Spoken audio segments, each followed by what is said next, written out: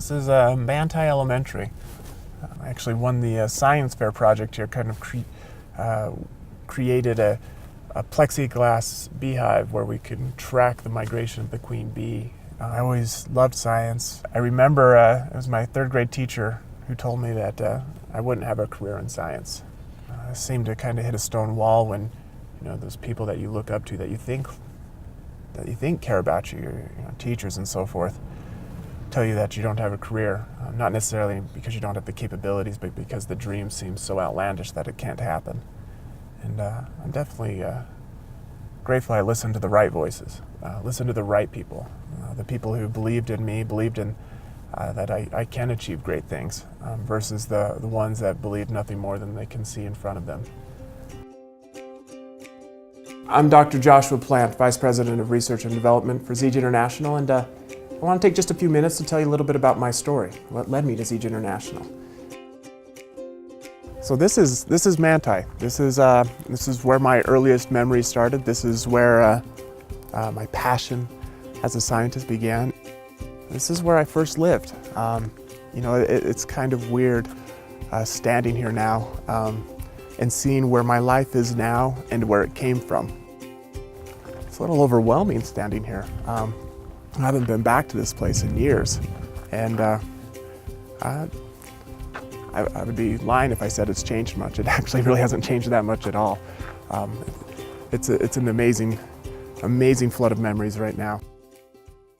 Being a first-generation college student, living in a small trailer in a small town, I let the dream that I had of becoming a scientist dwindle because I let my environment, rather than my passion for science, set my expectations.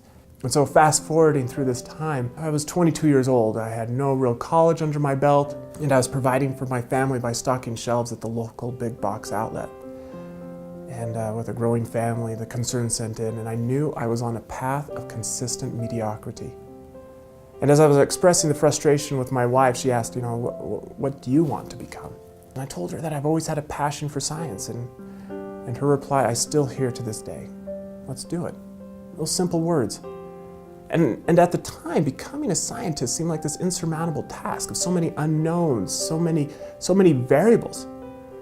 And soon the environment began to set the dreams for me again. But my wife, she stepped in quickly and responded, that she says, I don't know what the path to becoming a scientist is either, but I do know what that first step is. And so taking that leap of confidence in ourselves, we took that first step, beginning in a small lab as an undergraduate, working late into the evenings on independent research projects. I was able to graduate with honors and make some key discoveries. Those discoveries allowed me to present my research to the American Association for the Advancement of Scientists. This then presented the opportunity for me to be awarded the National Institutes of Health Fellowship as an undergraduate, a prestigious award given to just about 10 students each year. Following the completion of that NIH fellowship, I remember being called one day while I was sitting at the lab by Harvard Medical School, where they reached out to me to offer me a biomedical doctoral program. Now this is a program that usually takes about 6 to 8 years to achieve. And with an amazing network, I was able to graduate in under 4 years, the first in my class. I've been reflecting upon this and upon all these achievements, where I came from, and I realized they all began with a simple foundation of having a network of people that believed in me. As you can imagine, kind of growing up in this environment, one a lot of times may not necessarily have the comprehension or the confidence, I guess, of going to Harvard and working for the National Institutes of Health. Those dreams aren't meant for an individual kind of growing up in this environment and realizing ultimately that everyone else around me that loved and cared about me had the confidence in me that I could achieve those things. They saw things in me that I didn't see in myself. All I saw in myself for many years was that which you see here. And my parents, my siblings, my spouse, children, all of these individuals, these people who have loved me and have seen that confidence in me, or that ability in me, have given me the confidence to reach and to aspire for those great things. And it is amazing once we see the confidence that others have in us and realize that we have the capabilities to do it, that as we make that step towards achieving our goals and our dreams, that path starts to lay itself out. That's why I love this industry. That's why I love network marketing, is it gives you the ability to achieve more than what you felt you could.